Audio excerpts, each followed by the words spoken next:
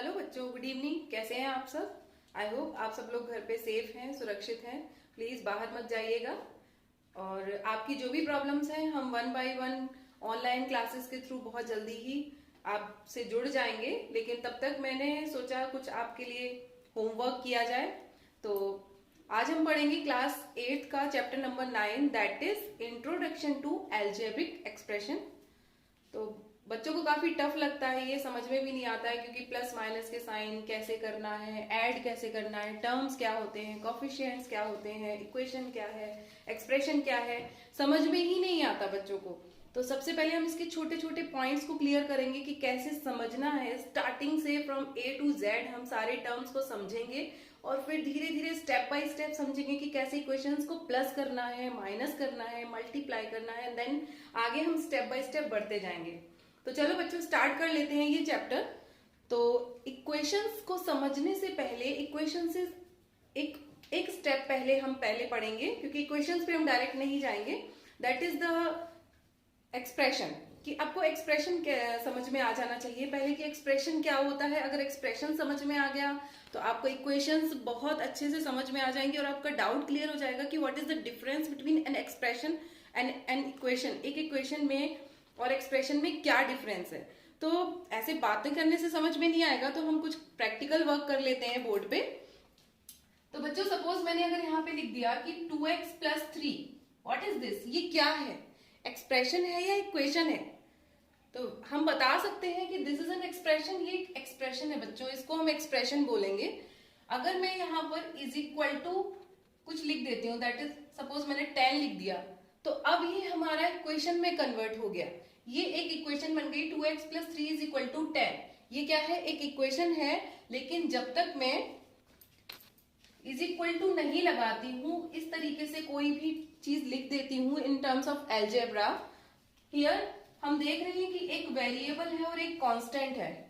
तो ये हमारा टर्म जो है, ये जो मैंने जो कुछ भी यहाँ पर कुछ अमाउंट लिख दी है, वैल्यू लिख दी है, वो आपकी क्या कहलाएगी, ये 2x प्लस 3 आपका एक एक्सप्रेशन है, इक्वेशन नहीं है। ये इक्वेशन कब बनता है, जब हम इज इक्वल टू इसको किसी के इक्वल टू रख देते हैं। कोई भी वैल्यू आप ले सकते हो इक्वेशन में। वैसे तो आपको जब सॉल्यूशन करने को दिया जाता है तो इक्वेशंस आपको प्री डिफाइंड दे दी जाती हैं, उनकी वैल्यूज आपको फाइंड आउट करने के लिए दे दी जाती है।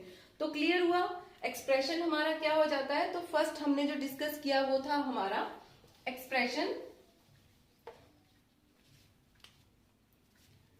तो फर्स्ट टॉपिक था एक्सप्रेशन। एक्सप्रेशन में हम लिख सकते हैं 2x plus 3, 4x, 5x square, anything हम लिख सकते हैं। बट हमने यहाँ पे इज इक्वल टू कुछ भी नहीं रखा है, तो ये क्या है, हमारा एक्सप्रेशन है। एक्सप्रेशन से ही हमारी इक्वेशन बन जाती है।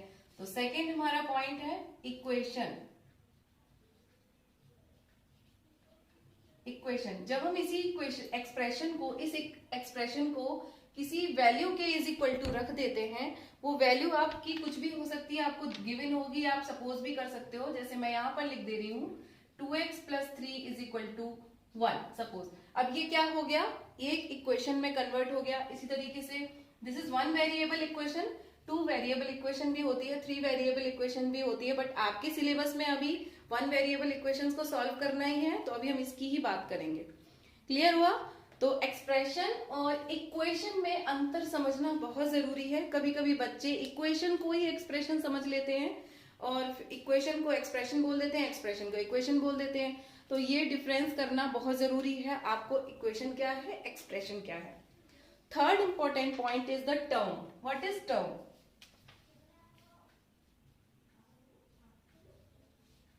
टर्म्स कैसे डिफाइन करते हैं, किसी इक्वेशन में कितने टर्म्स हैं, कितने इक्वेशन की वो कितने टर्म्स की वो इक्वेशन है, ये हम कैसे बताते हैं। कैसे कोई बता देता है कि इसमें 2 टर्म है, 3 टर्म है, 4 टर्म है, तो हम क्या करेंगे, यहाँ पर एक इक्वेशन ले लेती हूँ मैं कि 5x square plus 4x plus 3 is equal to 0। अब ये क्या है, एक इक्वेशन है या एक्सप्रेशन है।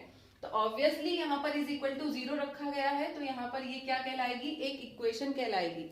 अब इस इक्वेशन में अगर आपको पूछा जाए कि कितने टर्म्स हैं, तो इस इक्वेशन में मैं कहूंगी बच्चों, इस इक्वेशन में 3 टर्म्स हैं। कैसे 3 टर्म्स हो गए, 3 टर्म्स कैसे हो गए? ऐसे ही थोड़ा ना कह दिया हमने कि 3 टर्म्स हो गए।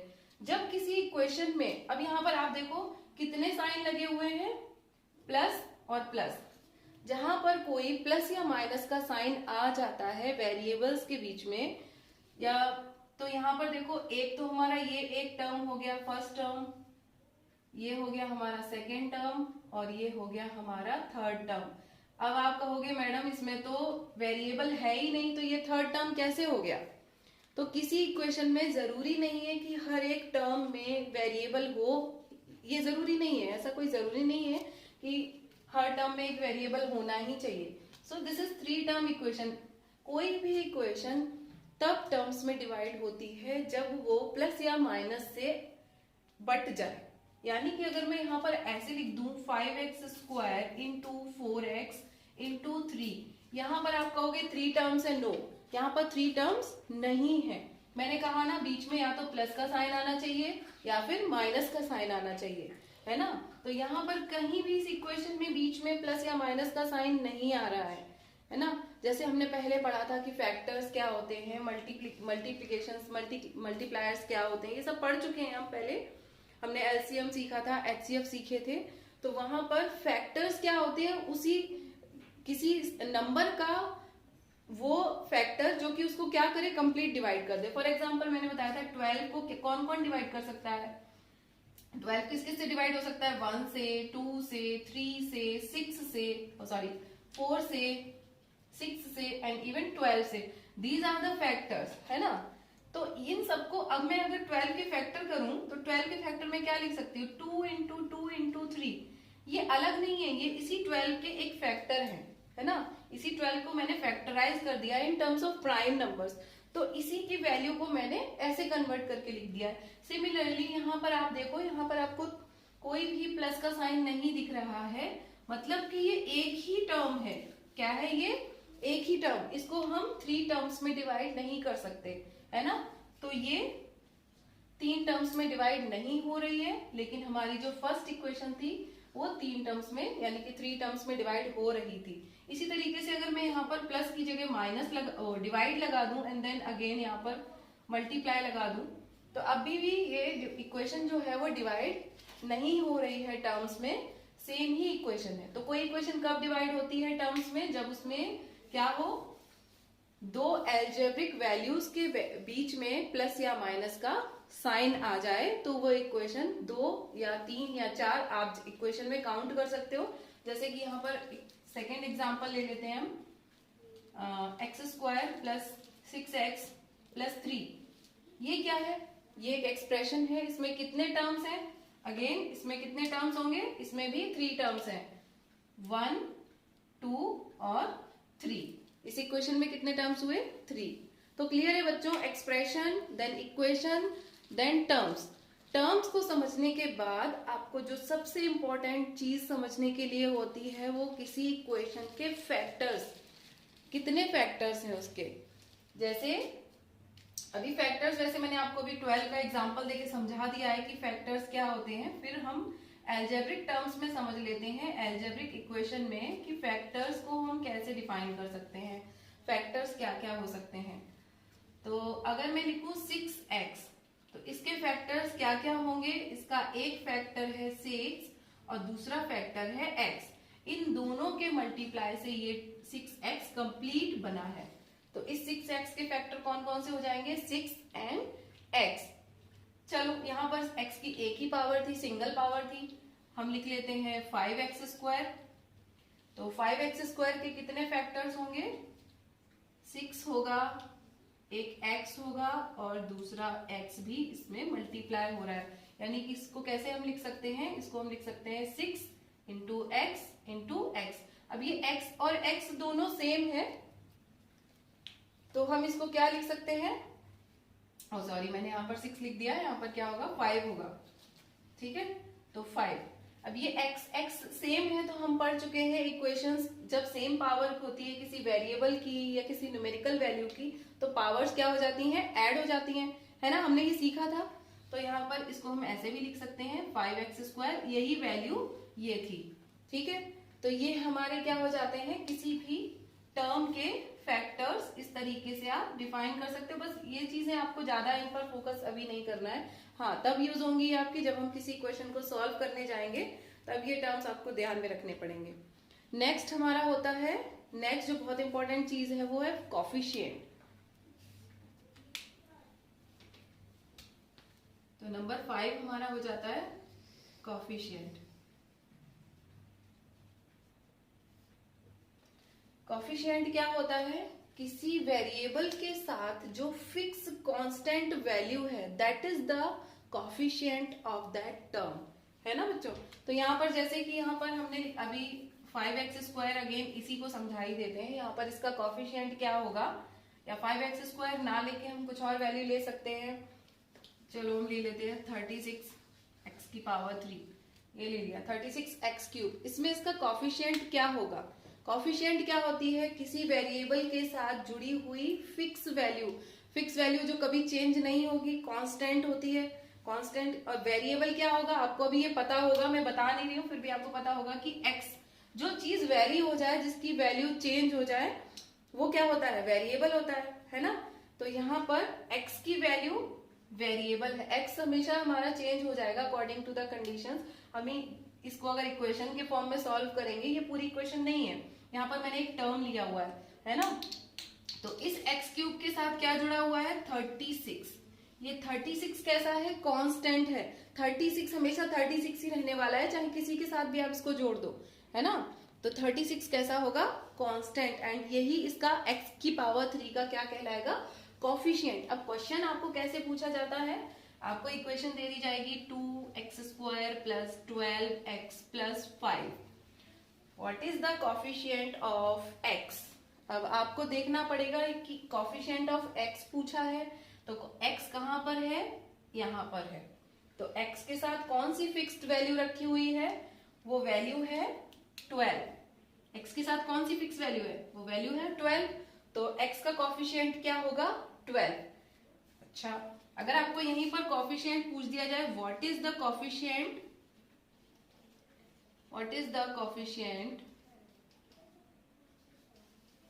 ऑफ x⁻0, x⁻0 का कॉफिशिएंट क्या होगा? अरे यहाँ पर तो है ही नहीं x⁻0, तो कॉफिशिएंट कहां से आएगा? बट यहाँ पर इस इक्वेशन में है, x⁻0 है। कहां पर है x⁻0? तो बच्चों, किसी की पावर अगर 0 होती है तो उसकी वैल्यू क्या होती है? 1। तो यहाँ पर हम 5 इंटू अगर 1 लिखें तो लिख सकते हैं, 5 की वैल्यू चेंज नहीं होने वाली। अब इसी 5 इंटू 1 को मैं अलग से लिख के आपको समझाती हूँ कि कैसे हम इसको बता सकते हैं। सॉरी, मेरा डस्टर कहाँ गया? चलो इसको दोबारा से हम लिख लेते हैं। तो 5 इंटू 1 हमने लिखा था, और मैंने बताया था कि किसी की पावर 0 होती है तो वो 1 लिख सकते हैं हम। तो यहाँ पर अगर मैं इसको ऐसे लिख दूं 5 इंटू x⁻0, तो यहाँ पर अब आप बता सकते हो कि x⁻0 का कॉफिशिएंट क्या है। तो x⁻0 का कॉफिशिएंट क्या है? 5। तो कभी भी 0 अगर आपसे पूछा जाए कि x⁻0 का कॉफिशिएंट क्या है, y⁻0 का कॉफिशिएंट क्या है, या कोई भी वेरिएबल दे दिया जाए और उसे पूछा जाए कि इसका कॉफिशिएंट क्या है, तो बच्चों 0 नहीं लिख देना है वहां पर कि हमें दिया ही नहीं है तो 0 होगा। ऐसा नहीं होता है। किसी की भी पावर अगर 0 होती है, उसकी वैल्यू हमेशा 1 होती है। आप 1000 की पावर भी अगर 0 लिख देते हो, उसकी भी वैल्यू हमेशा 1 ही रहेगी। ठीक है, तो यहाँ पर x⁻0 कॉफिशिएंट हमेशा हिडन रहता है इन टर्म्स ऑफ 1। तो आपको पहले शो करना है 1, देन आप लिख सकते हो x⁻0 और उसका कॉफिशिएंट बता सकते हो। ठीक है ना। तो हमने क्लियर कर लिया expressions, equation, terms, factors and coefficient. ये 5 पॉइंट आपके लिए जानना बहुत जरूरी था। अगर आप किसी एल्जेब्रिक इक्वेशन को सॉल्व करना चाहते हो, तो अगर आपको ये बेसिक से टर्म्स नहीं पता है बच्चों, तो आप कभी भी सॉल्व नहीं कर पाओगे और हमेशा उसी में फंसे रहोगे कि टर्म्स क्या है, कॉफिशिएंट क्या है, जीरो वेरिएबल क्या होता है। नेक्स्ट टॉपिक जब हम क्लियर करेंगे तो उसमें हम सीखेंगे कि एडिशन क्या होता है। अभी मैंने कुछ टर्म्स और इसमें ऐड करने हैं, वो आपको पॉलिनोमियल क्या होता है, मोनोमियल क्या होता है, बाइनोमियल क्या होता है, लीनियर इक्वेशंस क्या होती हैं, क्वाड्रेटिक इक्वेशंस क्या होती हैं, क्यूबिक इक्वेशंस क्या होती हैं, ये सब हमें क्लियर करना है। ये 8th में आपका क्यूबिक इक्वेशंस, क्वाड्रेटिक इक्वेशंस नहीं है, बट इनका इंट्रोडक्शन आपको समझ जानना जरूरी है कि इक्वेशंस होती क्या है, और फिर हम उसके बाद सीखेंगे कि इनको टर्म्स को प्लस कैसे करते हैं और माइनस कैसे करते हैं, लाइक टर्म्स क्या होते हैं, अनलाइक टर्म्स क्या होते हैं, तो वो हम बात करेंगे नेक्स्ट वीडियो में। Till then bye, enjoy the video and like the video and subscribe me. Thank you.